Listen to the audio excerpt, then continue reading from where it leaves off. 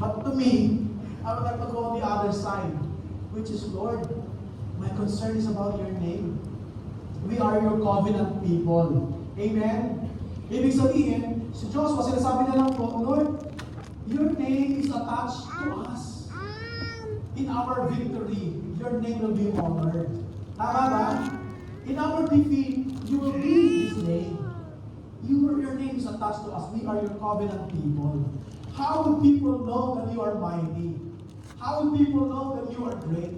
How will people know that you are the God of all gods? If there's so many gods at that moment, how will they know that you are the one true God if you're going to be defeated? Maybe that's the heart, and I choose to believe that. So Lord, I want to honor you. I want to show to the people in the world that you are the only God. But how could that happen if we keep on losing in the battle? Alright? And so, maganda rin ito kasi nga, si Joshua, ang kanya pong iniisip, hindi yung name nila, kundi ang name ng Diyos na nakakabit sa kanila. The honor and the glory of God, my dear friends, as Christians today, is reflected to us. Yung honor ni Lord, ano po, nakasalalay sa inyo. Nakasalalay sa akin. Maliwanag po ba? I think that's the lesson that we're going to learn from here.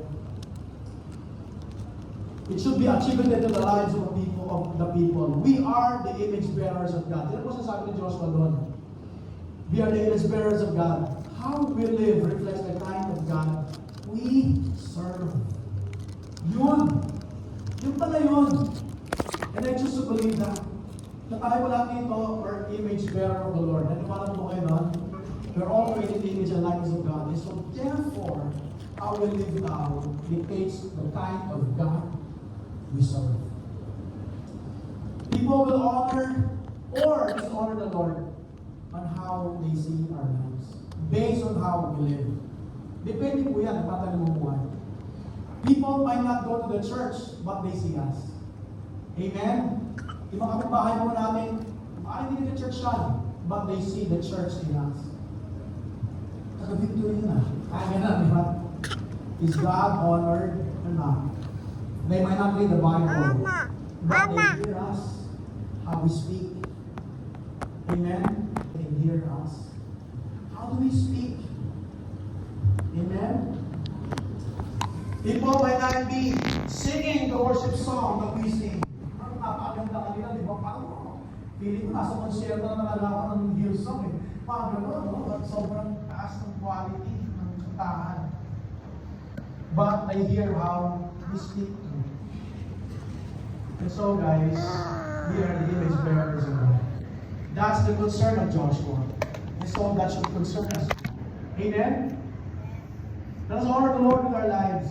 Let us be careful not to sin and put shame in the name of God. More than our shame, it's God's name being shamed when we commit sin. And so, after that, after Joshua went to the Lord, consulted to God, humbled himself, I don't know kung nagsumbatan sila. Basta, ano ginawa ni God? Tinapos siya in chapter 7. And he started chapter 8, and we're going to end here. Open chapter 8, and the Lord said to Joshua, after what happened, after the cleansing, after the praying, after the preparation, do not fear, do not be dismayed. Take all the fighting men with you, and arise, go out to Ai. See, I have given you into your hand the king of Ai and his people, this city and this land. Look at that. The same promise that he spoke before they went to go up against Jericho, it was now re-echoed here. Inulit-ulit ng Panginoon. As God is saying, I am with you. Sabi dito, pinamis niya, tagumpay kayo. I gave that already to your hand. Kita nyo? Pareho sa Jericho. Joshua received the same promise from God again. And just like as the promise that they received before facing Jericho, the defeat was not final. God is saying, the defeat here in I is not final. Amen? It's only because of sin. It was not the ultimate end, but it's the beginning of greater victory. And we now see that Joshua and Israel won the battle for 3 reasons. Number one, because the battle started from the promise. Pinaramis Lord ang promise na. Pangalawa, because of the presence of God that was with them again. And number 3, because now they're fighting no longer in their own strength, but in the power of God. Amen? So don't forget that. Start your victory in the promise of the Lord. Move in the presence of God. Fight in the power of the Lord. So that magtagumpay po tayo.